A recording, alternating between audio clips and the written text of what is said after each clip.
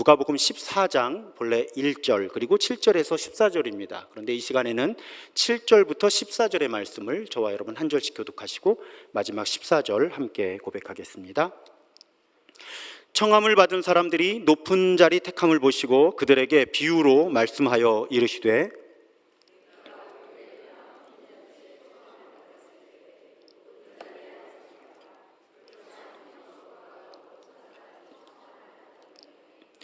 너와 그를 청한 자가 와서 너더러 이 사람에게 자리를 내주라 하리니 그때에 네가 부끄러워 끝자리로 가게 되리라.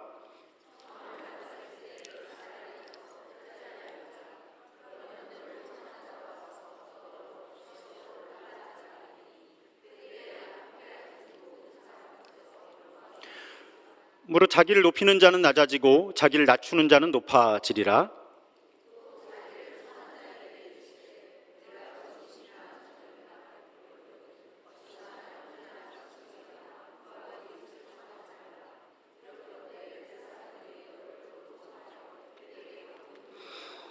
잔치를 베풀거든 차라리 가난한 자들과 몸 불편한 자들과 저는 자들과 맹인들을 청하라. 그리하면 그들이 갚을 것이 없으므로 내게 복이 되리니 이는 의인들의 부활 시에 내가 갚음을 받겠음이라 하시더라. 아멘. 우리가 사회생활을 하다 보면 모임을 할 때 누가 어느 자리에 앉아야 되는지 그 문제가 좀 모호해질 때가 있습니다. 그래서 인터넷을 찾아보면 표준 공식이 있어요. 상석, 어디가 상석 높은 자리냐, 어디가 말석 끝자리냐, 이제 이 문제죠. 여러분, 차를 탈 때는 어떻게 될까요? 운전자가 그 차의 소유주면 옆자리가 상석입니다. 그런데 운전하는 사람이 그 차의 주인이 아닐 경우는 이 대각선 뒷자리, 우리 흔히 사장석이라고 부르는 그 자리가 상석이 되는 거죠. 또 식사나 회의를 할 때는요, 주로 문에서 먼 곳이 상석입니다. 저는요, 이걸 매우 따지는 교회에서 부교육자를 한 적이 있어요. 굉장히 숙지하고 있었어야 돼요. 손님이 오시면 차 문을 어떻게 열어드려야 되는지, 손님이 차를 탈 때는 어떻게 안내를 해야 되는지, 심지어는요, 그림에 보시면 엘리베이터를 함께 탈 때 그 조그만 공간 안에서 어디가 상석이고 어디가 말석인지도 공식이 다 있습니다. 그런데 여러분, 예수님이 사셨던 로마 제국은 우리와는 비교할 수 없이 사회적인 신분, 사회적인 계층이 아주 중요했던 세상이죠. 그래서 모든 자리에서 그 사람이 어디에 위치하느냐가 그 사람의 사회적인 지위를 드러냈던 그런 시대입니다. 그러니까 당연히 식사를 하게 되면 누가 어느 자리에 앉느냐의 문제가 지금과 비교할 수 없이 예민했던 거예요.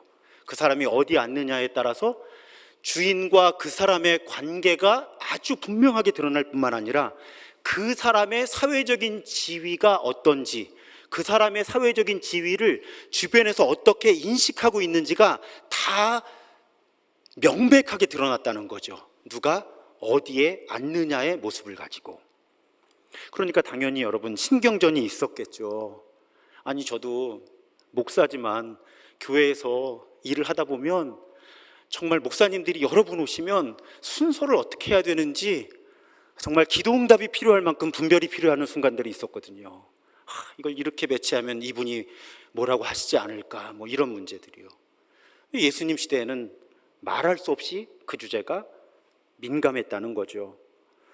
식사 모임에 참여하는 손님들도 본인이 어떤 자리에 앉게 될까, 당연히 조금이라도 더 상석에 앉기를 기대했을 거고, 어쩌면 은근히 주인에게 좋은 자리에 앉게 해달라고 그렇게 요구도 했을 것입니다. 그런데 예수님께서는 오늘 그런 자리에 갈 때 차라리 끝자리에 앉는 것이 지혜로운 사람이다, 이렇게 가르치시는 거죠. 자기가 본래 앉아야 될 자리보다 더 상석에 앉았다가 낮은 자리로 밀려나는 망신을 당하는 것보다는 차라리 자기가 본래 앉아야 될 자리보다 말석에 가서 앉아 있다가 상대적으로 높은 자리로 옮겨지는 것이 명예를 지키는 일이다. 이것이 그 실제적인 이유입니다. 하지만 예수님께서 상석보다 말석을 선택하라고 말씀하시는 의도는 이런 실제적인 명예를 지키는 문제를 조금 넘어섭니다. 11절에 예수께서 이렇게 말씀하시죠. 무릇 자기를 높이는 자는 낮아지고 자기를 낮추는 자는 높아지리라. 그러니까 비단 어떤 모임에서 어떤 자리에 앉는가의 문제뿐 아니라 그리스도인이라면 모든 관계에 있어서 자기를 낮추는 연습을 하면서 살아라. 그것이 하나님의 자녀된 사람으로서 명예롭게 사는 삶의 태도다. 예수께서 그렇게 가르치시는 겁니다. 여러분, 예수님 자신도 제가 가끔 그런 용어를 쓰잖아요. 하향 운동성이라고.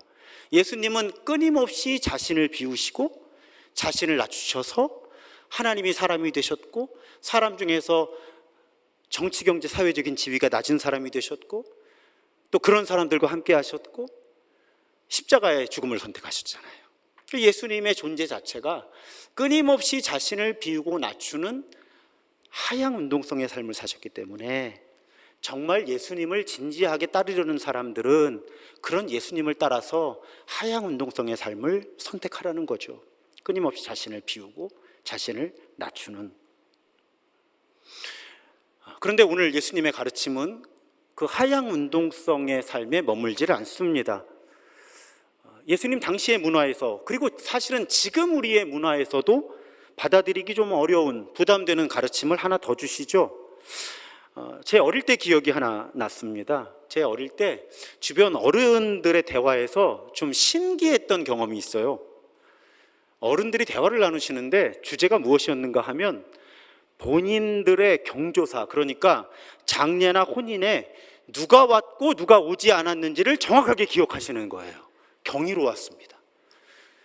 수많은 사람들이 오가는데 어떻게 그걸 기억하나. 더 저에게 경악스러운 일은 누가 축의금을 얼마를 냈는지, 누가 조의금을 얼마를 주셨는지를 다 기억하고 계신 거예요.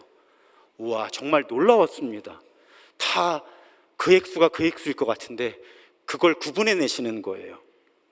그때는 제가 어려서 그저 신기하기만 했는데요, 그것을 기록하고 기억하는 의도를 나중에 알게 된 거죠. 나중에 그분들의 경조사가 있을 때 내가 어떻게 축하하거나 조문해야 하는지 그 기준을 정하기 위해서 어른들이 그렇게 하는 거구나, 그걸 배웠습니다. 여러분, 오늘날 우리 사는 세상도 그렇죠. 서로 주고받는 것이 기본 원리입니다. 주는 만큼 우린 받기를 기대하고요, 또 무엇인가를 받으면 그만큼 갚아야 된다고 우리 그런 생각 가지고 살아가죠. 이것을 소위 상호성의 윤리 혹은 상호성의 원리라고 부릅니다. 예수님 시대에는 그 상호성의 윤리, 상호성의 원리가 지금보다 훨씬 강했다는 것입니다.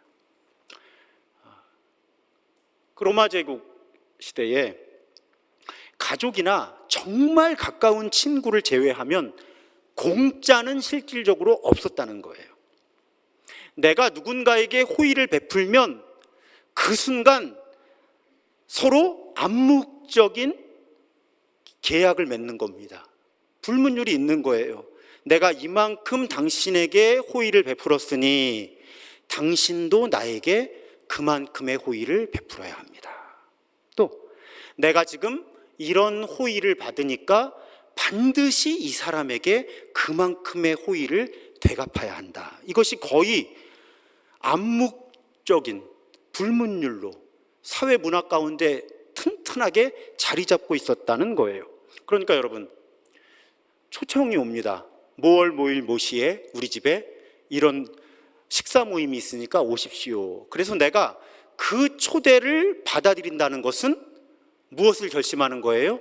내가 얼마 후에 나를 초청한 이 사람을 우리 집에 초대해야 된다는 계약이 맺어진다고 할 만큼 그런 상호성의 윤리가 지배하던 세상. 내가 누군가를 초청하려면 이 사람도 나를 반드시 다시 불러야 한다. 사실은 지금도 그렇습니다. 외부 강사들이 많이 오시는 교회를 관찰해 보십시오. 그 교회 담임 목사님이 참 많은 외부 일정을 하시는 교회일 겁니다. 저도 그런 부담을 안고 있어요. 안 불렀으면 좋겠어요, 어디서. 왜요? 교계 문화가 그렇습니다. 제가 어디에 초대를 받아 가면 그 초대에 상응하는 뭔가를 제가 해야 되는 거예요. 그게 저하고 교회의 부담이 될 수 있죠. 제가 웬만하면 움직이기 싫어하는 이유 가운데 하나입니다. 상호성의 원리인 거예요.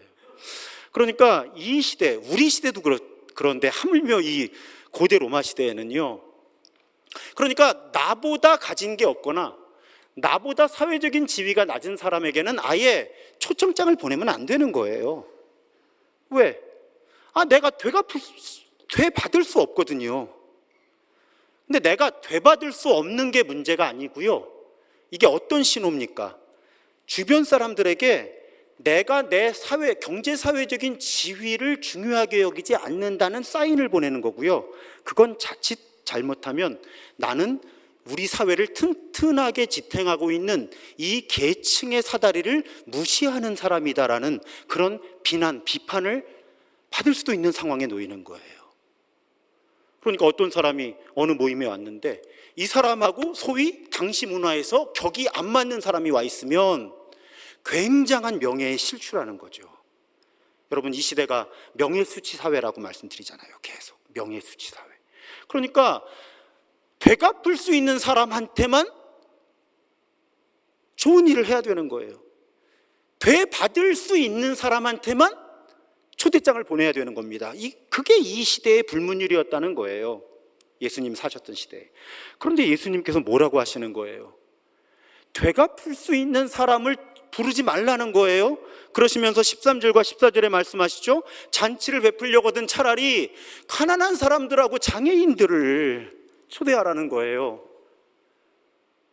그게 너희들에게 복이다라는 거예요. 그게 너희들에게 복이다. 왜?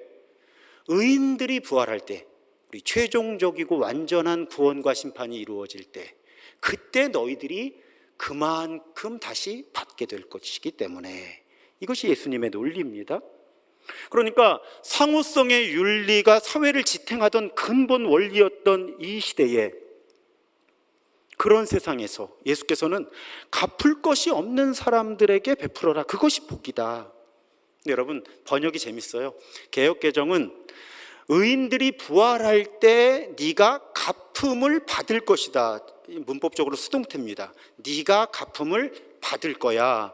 그런데 새번역과 공동번역 성경은 이걸 능동태로 번역을 해요. 그럼 주어가 필요합니다. 주어는 하나님이에요.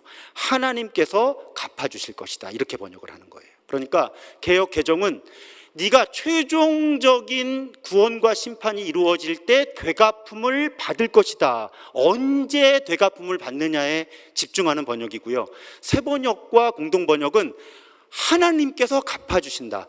누가 갚아주느냐의 의미에 집중한 번역인 거죠. 하지만 결론은 같습니다.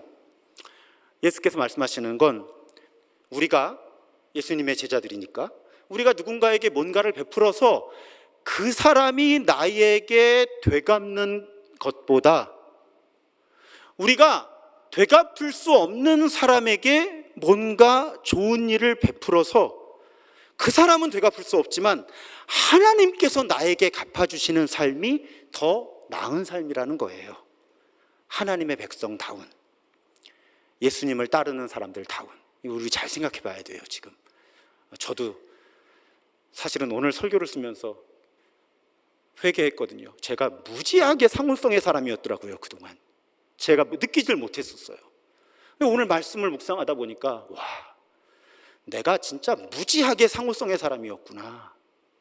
그런데 예수님은 그래, 네가 되갚을 수 있는 사람에게 뭔가 베풀어서 그 사람이 너에게 되갚는 것도 좋은 일이겠지. 하지만 네가 하나님의 자녀라면, 네가 예수를 따르는 사람이라면 되갚을 수 없는 사람에게 베풀어서 그 사람은 너에게 되갚을 수 없지만 하나님께서 너에게 갚아주시는 삶을 선택하는 것이 더욱 의미 있는 삶, 더 나은 삶이다. 그것이 오늘 예수님께서 우리에게 말씀하시는 가르침의 주제입니다.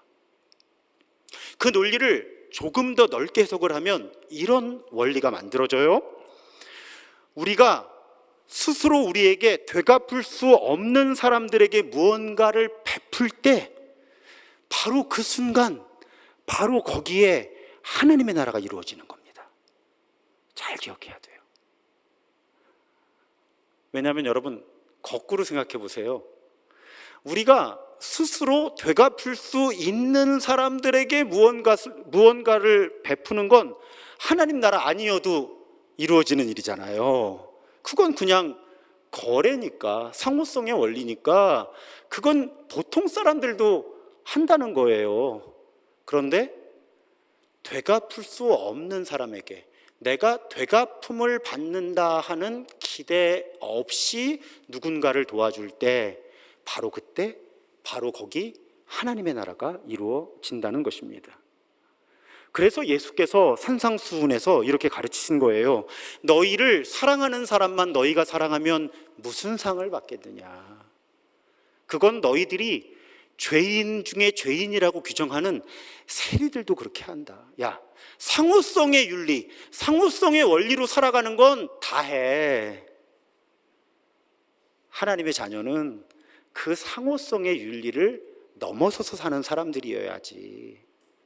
예수께서 산상수훈을 통해서 그렇게 말씀하시는 거죠. 그러면서 여러 생각을 해보았습니다. 우리 특히 성찬을 받을 때 사랑의 나눔 있는 곳에 하나님께서 계시도다. 그 찬양이 좀 심각해졌어요. 그 사랑이 어떤 사랑이냐는 문제죠. 사랑의 나눔 있는 곳에 하나님이 계시죠. 그런데 그 사랑이 어떤 사랑이어야 하느냐. 내가 쉽게, 내가 당연히 사랑할 수 있는 사람을 쉽게 사랑할 수 있는 상황에서 사랑하는 그 사랑은 아니라는 거죠. 그건 빛 바랜 사랑이죠. 하나님의 나라에서는 당연한 거니까요. 그것마저도 당연해지지 않은 지금 이 세상이 망가진 거죠. 사실은 내가 쉽게, 내가 당연히 사랑할 수 있고 사랑해야 하는 사람에게 베푸는 사랑은 하나님 나라 사랑에 들어가기가 어려운 사랑이라는 거죠. 내가 쉽게 당연히 사랑할 수 있는 사람, 내가 쉽게 당연히 사랑할 수 있는 상황에서 내가 도무지 사랑할 수 없는 사람, 내가 도무지 사랑할 수 없는 상황, 그쪽으로 옮겨가면 옮겨갈수록 하나님이 기대하시는 사랑은 바로 그런 사랑이라는 거죠. 하나님의 임재를 더 선명하게 드러내고 하나님의 나라가 더욱 분명하게 완성되는 것은 내가 쉽게 당연히 누군가를 사랑하는 그런 사랑에서 내가 도무지 사랑하기 어려운 사람, 내가 쉽게 사랑하기 어려운 상황 속에서 사랑하는 그 사랑으로 옮겨갈수록 우리는 사랑의 나눔 있는 곳에 하나님께서 계시도다라는 고백을 진정한 의미에서 고백할 수 있게 되는 거죠. 그래서 좀 거친 표현으로 하면 끼리끼리 하는 사랑은 누구나 한다는 거예요. 우리 조심해야 돼요. 정말 그리스도를 따르는 사람은 내가 쉽게 사랑할 수 없는 사람을 내가 쉽게 사랑할 수 없는 상황 속에서 사랑하는 것으로 자신의 그리스도인됨을 드러내야만 한다는 것입니다. 그래서 여러분, 우리 겉으로는 그렇게 말 안 하지만 솔직히 내가 이 정도면 그래도 사랑하는 사람이지라고 생각할 때 있잖아요. 저만 그런가요? 혹은 그래도 우리 교회는 사랑이 많은 교회지라고 우리 생각할 때 있잖아요. 근데 이제부터 조심해야 돼요. 그 사랑이 어떤 사랑이냐 하는 거죠. 상호성의 원리에 깊이 뿌리 내린 그런 끼리끼리의 사랑을 가지고 그래도 내가 사랑하는 사람이다, 그래도 우리 교회가 사랑이 많은 교회다 해서는 안 된다는 것입니다. 좋은 사람들만 좋으면 안 된다는 거예요. 누군가 끼리끼리 어떤 그룹을 형성하고 우리는 참 사랑이 많아 할 때 그 그룹에 들어오지 못하고 어떤 종류의 불편함을 혹은 차별을 느끼거나 소외당하는 사람이 있다면 우리 늘 살펴야 되는 거예요.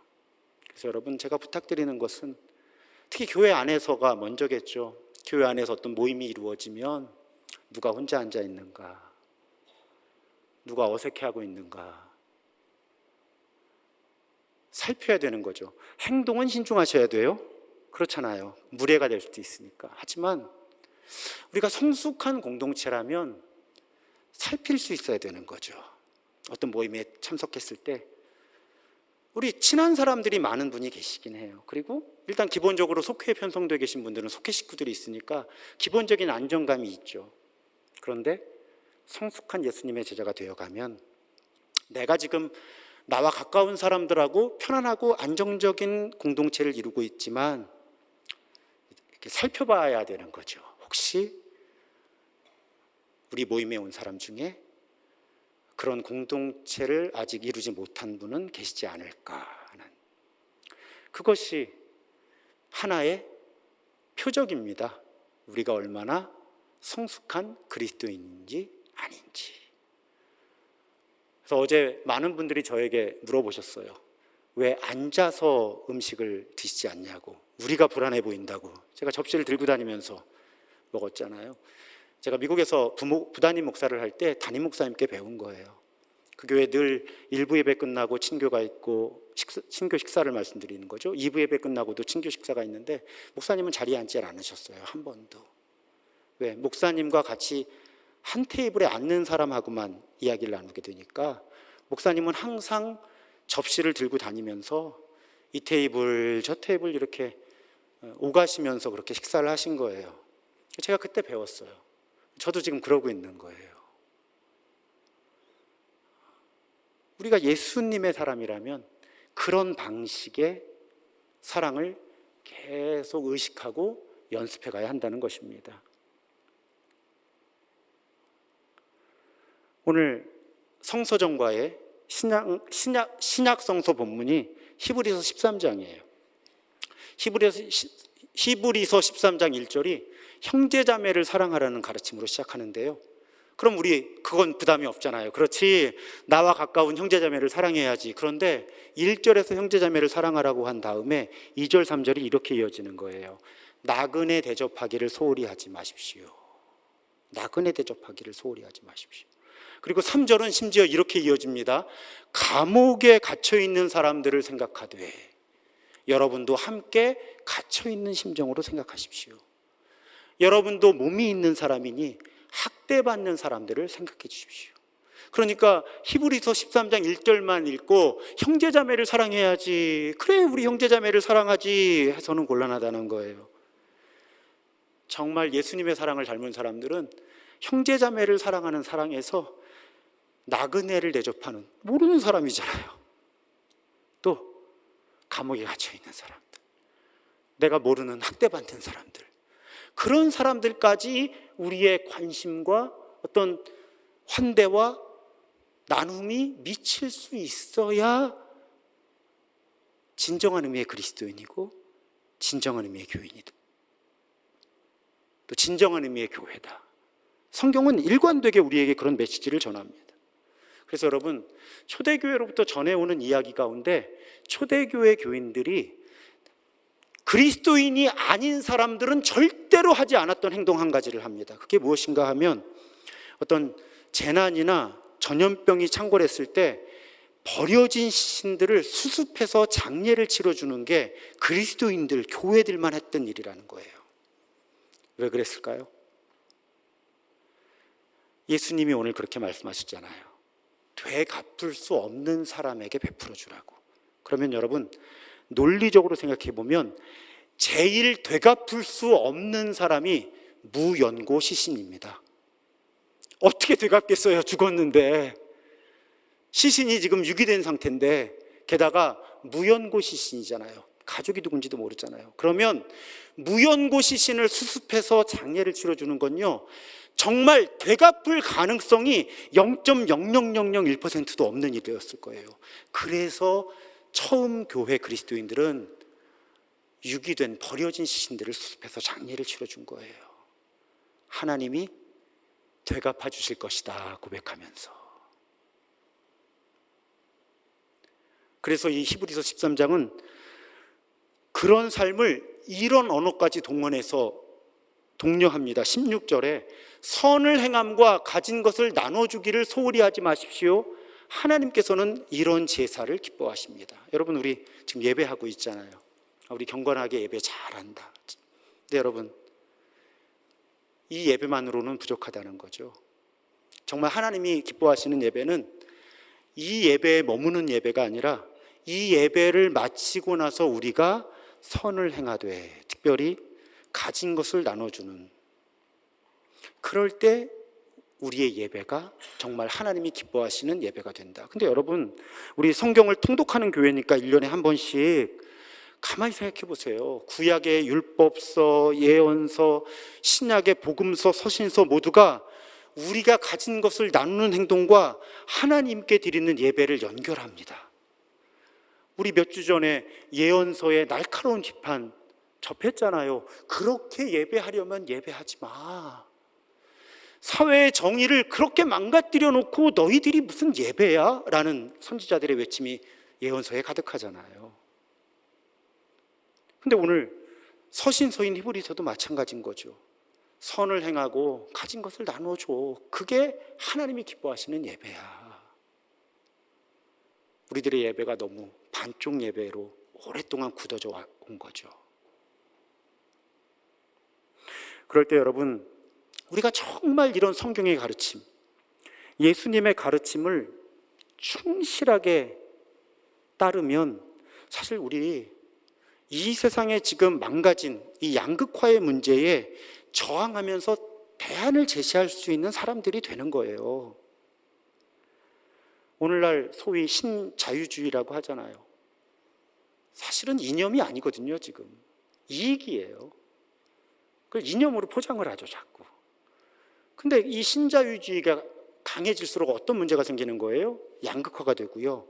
한번 분화된 계층이 변화가 잘 일어나지 않게 되는 거죠. 부유한 사람들은 점점 더 부유해지고 가난한 사람들은 점점 더 가난해지고. 2021년에 우리 국민들에게 설문조사를 했는데 10명 가운데 6명 이상이 아무리 노력해도 우리나라에서 사회적 계층의 이동이 어렵다, 이렇게 대답을 한 거죠. 이게 한 3, 4년 전이니까 지금은 어떨지 모르겠어요. 좋아지지는 않은 것 같아요. 오늘도 이렇게 사실 이번 학기에 한 400만 원 정도의 장학금을 우리 교회 젊은이들에게 나누어 주게 되었어요. 참 감사하죠. 제가 청년들한테 참 미안해요. 조금 아까도 장학금을 전달하는 시간을 가지면서 미안해요. 이 친구들이 너무 버거워요. 왜? 우리 아들이 그러더라고요. 대학교 1학년 때. 아빠, 제가 좋은 직장에 취업해도요, 아무리 열심히 저축을 해도 이번 생에 주택 장만이 불가능할 것 같아요. 근데 그 말이 농담으로 들리지 않는 거죠. 특히 서울에서. 근데 제가 우리 아들 나이 때는요, TV에 많이 나왔어요. 적금 통장만 가지고도 집을 장만하는 사례들이. 막 통장 쫙 펴놓고. 세상이 얼마나 굳어진 거예요. 그런 세상을 우리 젊은이들이 뚫고 나가야 되는 거죠. 근데 우리나라만 그렇습니까? 신자유주의의 세상이 전 세계적인 문제죠. 어쩌면 지금 미국의 대통령은 그 질서를 더 강화하고 있는 것 같아요. 근데 교회는 어때야 되는 거예요? 우리 그리스도인들은 어떠해야 합니까? 오늘 예수님의 가르침대로 되갚을 수 없는 사람들에게 베풀게 되면, 그리스도인들이, 교회들이, 그러면 그 상호성의 윤리에 갇혀서 또 신자유주의의 경제 구조 속에서 그 틀에 갇혀 있는 사람들에게 희망이 될 수 있지 않을까. 그 희망은 어떤 면에서는 이 세상의 제도와 문화에 저항하면서 대안을 제시하는 행동이 될 수 있다는 겁니다. 여러분, 초대교회가 그랬잖아요. 초대교회 몇 퍼센트 안 된 거 다 아시잖아요. 퍼센테이지를 계산하는 것도 의미가 없는 극소수였죠. 그런데 그들이 어떤 교회를 이루었습니까? 가진 것을 공유하고 부동산을 팔아서 필요에 따라 나누어 갖고, 또 어떤 일을 하든지 교회 1순위가 무엇이었습니까? 우리 사도행전과 서신서 쭉 읽어보세요. 교회 1순위는요, 가난한 사람들을 돕는 거였어요. 가난한 사람들을 돕는 거였어요. 그게 로마 제국의 문화에서 저항이기도 하고 대안을 제시하는 거기도 하고 매력이기도 했던 거죠. 그래서 사람들에게 좋은 소식, 이 복음이 현실이었던 거예요. 교회를 보면 복음이 보였던 거죠. 복음이 무엇인가가. 오늘날 우리들의 교회가 어떤가?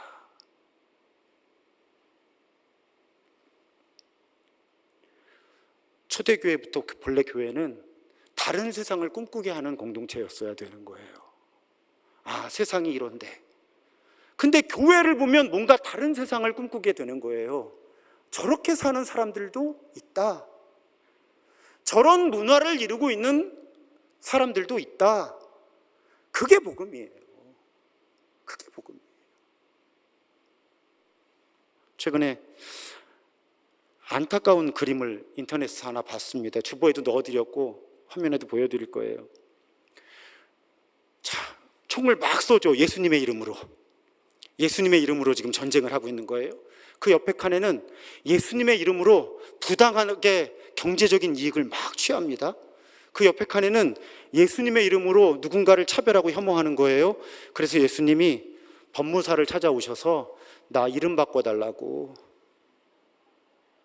내가 예수라는 이름이 창피해서 내 이름 좀 바꿨으면 좋겠다고. 왜 내 이름으로 전쟁을 하고 폭력을 휘두르고, 왜 내 이름으로 부당하게 돈을 벌고, 왜 내 이름으로 차별하고 혐오하냐고. 나 이름 좀 바꿔달라고 그렇게 법무사를 찾아온 만화였어요. 여러분, 그냥 웃을 수만은 없어요. 전직 대통령과 부인에게 뇌물이 전달되었는데, 두 사람이 문제가 되었는데, 한 사람은 대한민국 기독교 국가조찬기도회 회장, 한 사람은 부회장. 모두 이름 대면 다 아는 대형교회 장로 권사. 과연 이것이 그 두 분만의 문제일까? 그 두 분만의 문제일까? 심각해서 죄송한데요, 누군가는 심각해야 되는 상황이에요 지금. 근데 교회들이 너무 아무렇지도 않아. 여러분, 제가 이렇게 주보들을 보면요, 한 5,000명에서 10,000명 혹은 그 이상의 교회들은 아무 소리 안 해야 새가족들이 한 1,000명에서 5,000명까지 와요, 매년. 무슨 소리를 하면 안 돼요. 논란이 생기면 안 돼요. 도대체 이 땅의 교회들에 무슨 일이 일어나고 있는지 관심을 기울이려고 하지도 않아요. 목소리를 내는 건 기대하지도 않습니다. 관심을 가지려고도 하지 않죠. 예수님이 이름 바꿔달라고 하실만 해요, 지금 상황이. 근데 여러분, 낙심할 것만은 아닙니다. 그런 상황 속에서도 예수님 때문에 사랑할 수 없는 사람들을, 사랑하기 힘든 사람들을 사랑하는 그리스도인들도 있거든요. 대표적으로 저에게 떠오른 분은 고 이태석 신부님이었어요. 2010년 개봉된 영화죠. 울지마 톤지. 저 영화를 통해 세상에 알려졌습니다. 이분 굉장히 어려운 가정에서 자라났어요. 10남매였는데 아버지 일찍 돌아가시고 어머니가 정말 삭바느질 이런 거 해서. 근데 의과대학을 졸업합니다. 얼마나 가문의 영광이었겠어요. 그런데 이분이 천주교 사제가 되기로 결심을 하죠. 2001년에 사제 서품을 받는데 더 큰 문제가 있어요. 사제 서품을 받은 그 해에 내전이 오래 지속되던 수단 남부의 톤지라는 마을에 가서 선교사를, 그런 선택을 하는 거죠. 다큐멘터리 유튜브에 많습니다. 좀 찾아보세요, 혹시 못 보신 분들. 정말 오랜 내전 때문에 헐벗고 굶주리고 병들고 다친 사람들 천지였어요. 거기서 이제 의사니까 환자들을 치료하기 시작합니다. 굉장히 인상 깊었던 고백이에요. 예수님께서 바로 지금 톤지에 오신다면 예수님은 성당을 먼저 지으실까? 병원을 먼저 지으실까? 그 대답에 이태석 신부님은 당연히 병원이지 하고 강에 가서 모래 퍼다가 없으니까 가진 게 아주 최소한의 자원만 구해와서 벽돌 다 하나하나 찍어서 그렇게 병원을 짓고 하루에 200명에서 300명의 환자를 봅니다. 100km를 걸어오는 사람들도 있었대요. 의사를 만나기 위해서. 근데 그 병원만 지키시질 않았죠. 한 80여 개 마을을 순회 진료하면서 예방접종. 그러니까 여러분, 예방접종을 하려면 백신을 냉장 보관을 해야 되거든요. 그러니까 뭘 해야 돼요? 전기가 없으니까. 다 어디다 부탁해서 태양광 판넬 구해다가 태양광 설치하고 거기서 나오는 전기로 냉장고를 연결하고 거기에 백신을 보관해서 넓은 지역을 돌아다니면서 예방접종을 하는 거죠. 근데 가장 인상 깊었던 장면은 한센병 가진 사람들을 돕는 장면이었어요. 발이 다 뭉그러졌어요. 그런데 그 발을 종이에 대고 신부님이 직접 이렇게 본을 뜨는 거예요. 윤곽을. 왜 그럴까 했더니 나중에 보니까 신발을 신을 수가 없잖아요, 이 한센병 환자들이. 그러니까 맞춤 신발을 해주느라고 한 사람 한 사람 그 망가진 발 모양에 맞춘 신발을 한 번이라도 제대로 신겨주려고. 근데 그 사용만 해도 벅차셨을 거 아니에요. 근데 가만히 보니까 또 애들이 불쌍해. 그래서 학교를 또 세우는 거죠. 선생님이 없어. 본인이 음악 가르치고 수학 가르치고. 그러다 보니까 뭔가 아이들에게 희망이 필요해. 톤즈 브라스 밴드를 만들죠. 아이들이 음악을 통해서 희망을 얻도록. 또 아이들만 희망을 얻는 게 아니라 이 아이들의 연주를 통해서 그 지역 사람들에게 희망이 전파되도록, 전염되도록 그런 사역을 열심히 합니다. 여러분, 다큐멘터리 하나를 보는데요, 그 톤즈 지역 사람들이 이태석 신부님한테 고맙다는 말을 안 하더래요. 뭐 갚아줄게, 되갚을 게 없는 건 당연하고, 근데 고마움을 표현을 안 하더라는 거예요. 나중에 알고 보니까요, 그 지역이 너무나 고통이 오래 지속되니까 고마움이라는 언어가 사라졌더라는 거예요. 적어도 다큐멘터리에서는 그렇게 표현하더라고요. 고마움이라는 언어가 사라져서 고마움을 어떻게 표현해야 될지를 모르는 상황이었다는 거죠. 누군가 물었습니다, 이태석 신부님께. 어떻게 이렇게 살 수 있냐고. 그분이 그렇게 대답을 했죠. 특별한 이유는 없는데 내 삶에 영향을 준 아름다운 향기가 있습니다. 세 가지를 말씀하시더라고요. 첫 번째는 가장 보잘것없는 지극히 작은 자에게 한 것이 곧 나에게 한 것이다 라고 말씀하셨던 예수님. 첫 번째. 두 번째는 모든 것을 포기하고 아프리카에서 평생을 바친 슈바이처 박사. 그래서 이 이태석 신부님의 별명도 톤지의 슈바이처죠. 그건 남수단의 슈바이처. 세 번째, 10남매를 위해서 평생을 희생하신 어머니의 고귀한 삶. 그 세 향기가 내 삶을 이렇게 움직인 아름다운 향기였습니다. 그렇게 고백을 합니다. 그렇게 8년여를 섬기던 신부님, 한국에 들어오셨다가 위암 판정을 받으셨고요. 얼마 후에 선종하시죠. 여러분, 이 이야기가 여기서 끝날까요? 되갚을 수 없는 사람들한테 베풀었어요. 끝날까요? 아니더라는 거예요. 얼마 전에 유튜브를 보는데 유재석 씨가 진행하는 예능 프로그램 하나를 봤어요. 근데 거기 흑인 한 분이 가운을 입고 앉아 있는 거예요. 알고 보니까 이태석 신부님의 제자인 청년인 거죠. 그런데 사진에 보시면 한국에 와서 외과 의사가 된 거예요. 유재석 씨가 묻습니다. 보통 외과들을 많이 기피하는 것 같은데 어떻게 외과 의사가 되셨습니까?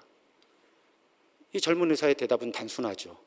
제 고향 수단으로 돌아가면 거기는 맹장 수술을 받지 못해서 죽는 사람이 아직도 많습니다. 저는 제 고국으로 돌아가서 거기서 이태석 신부님처럼 살기 위해서 지금 의사가 되었습니다. 여러분, 우리끼리 얘기지만 저 흑인 젊은이가 남수단에서 한국에 유학으로 와서 의사가 될 때까지 어떤 삶을 살았겠습니까? 한 가지 목표가 있는 거죠.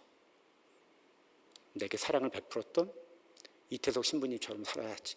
그러려면 내가 의사가 되어야지. 근데 여러분, 저런 젊은이가 한두 사람이 아닌 거죠, 지금. 그것이 하나님의 나라입니다.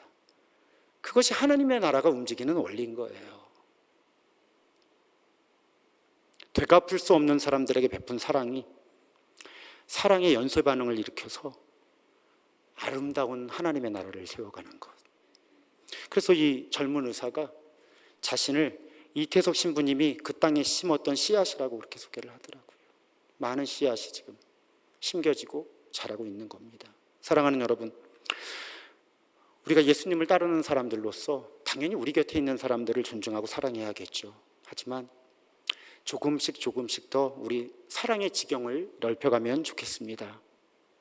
예수님이 우리 때문에 본인 이름이 예수님이신 걸 좀 자랑스럽게 여기시면 좋겠다, 그런 생각을 해봅니다. 야, 내가 신도중앙교회 니들 보니까 내 이름이 예수인 게 자랑스럽더라. 여러분, 우리 그런 교회 되면 안 될까요? 우리 그런 교회 이루면 안 될까요? 사랑하기 힘든 사람들을 사랑하기 힘든 상황 속에서 사랑하는 연습을 계속해가면서 그렇게 우리 주변에 하나님 나라 문화를 확산시키고 전염시키는 그런 우리가 더욱 되기를 주님의 이름으로 부탁드리고 축복합니다.